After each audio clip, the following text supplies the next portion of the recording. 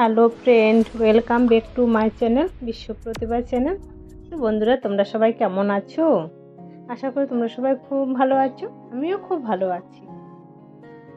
এই দেখো, আজকে একটি রেসিপি নিয়ে এসেছি। আরেকটা রেসিপি, এটা ঝিঙ্গে পটল আলু পোস্ত।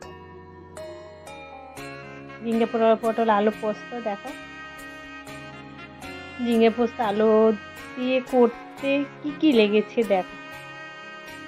বাজার থেকে প্রথম ঝিঙ্গাটা কিনে নিয়ে এসেছিলো। ঝিঙ্গাটা কিন্তু তেমন আমার ভালো লাগেনি, পছন্দ হয়নি। জানি না, এখন সিজন হিসেবে ঝিঙ্গাটা এরকমই আসছে। দেখো ঝিঙ্গার মধ্যে কি কি দিয়েছি জানো? একটু পোস্ত দিয়েছি, একটুখানি আদা দিয়েছি, একটু রসুন দিয়েছি, কাঁচা লঙ্কা, এগুলি সব মিক্স করে নিয়েছি। তারপরে এখানে দেখো ঝিঙ্গাটা কেটে নিয়েছি, একটু পটল কেটেছি, একটু আলু কেটেছি, কেটে ধুয়ে রেখেছি। দেখ, আমার পটলগুলিতে হালকা হালকা খোসা কিন্তু রয়ে গেছে, আমি খোসাটা রেখে দিয়েছি, পুরোটা খোসাটা ছাড়াইনি, একটু হালকা হালকা রেখে দিয়েছি। ভালো লাগে খেতে কিন্তু এরকম হালকা হালকা খোসা থাকে। আচ্ছা, কেমন লাগলো? পুরো কেটে পরিষ্কার করে রেখেছি।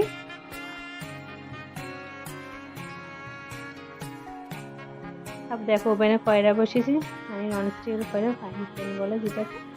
এর মধ্যে আলুটা ভালো করে ভাজা করে নেব, লাল লাল টাইপের আলুটা ভাজা করে নেব। আমি এটা করছি কিন্তু সর্ষের তেলে করছি, ঠিক আছে? সর্ষের তেলে করছি। তোমরা কেউ চাইলে সর্ষের তেলে করতে পারো, রিফাইন তেলে করতে পারো। রিফাইন তেল মানে সাদা তেল, যাই হোক ওটাতেও করতে পারো। এক এক করে সব কটা আলু ভালো করে ভাজা করা হয়ে যাবে।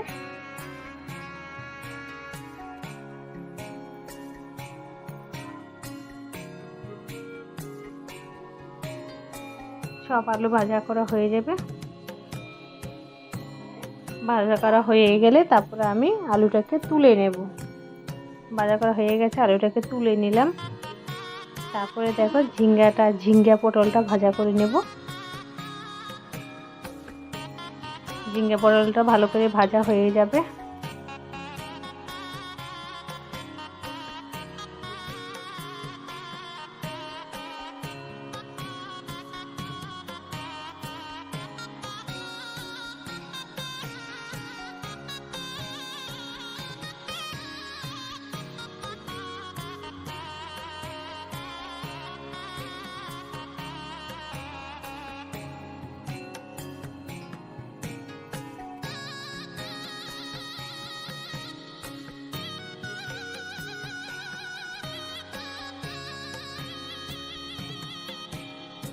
একটু ভাজা ভাজা হয়ে গেছে, ভাজা মনে কি একটুখানি হালকা তেলের মধ্যে ভাজে নিলাম, মানে নেড়ে ছেড়ে নিলাম, ভাজা হয়ে গেছে।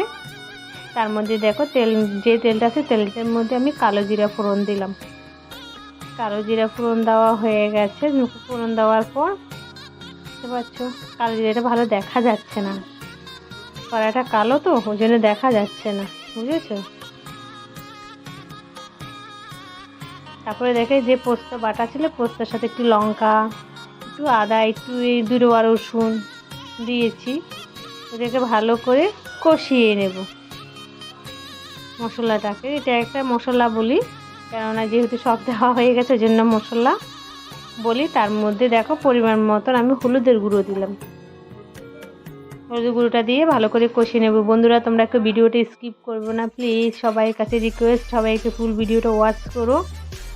আর তোমাদেরকে বলছি, আমার আগের ভিডিওতেও দিয়েছি কিন্তু সবাই একটু একটু দেখে স্কিপ করে গেছে বলে আমার ভিউজটা কম আসছে। তোমরা একটু প্লিজ সবাই একটু স্কিপ করো না, ফুল ওয়াচ করো। মানে যে হিসেবে লাইক পড়ে, কমেন্ট পড়ে, সেই হিসেবে কিন্তু আমার ভিউজ আসে না ভিডিওতে। তার মানে এটাই মনে হচ্ছে সবাই ফুল ওয়াচ করে না, একটুখানি দেখে স্কিপ করে নেয়।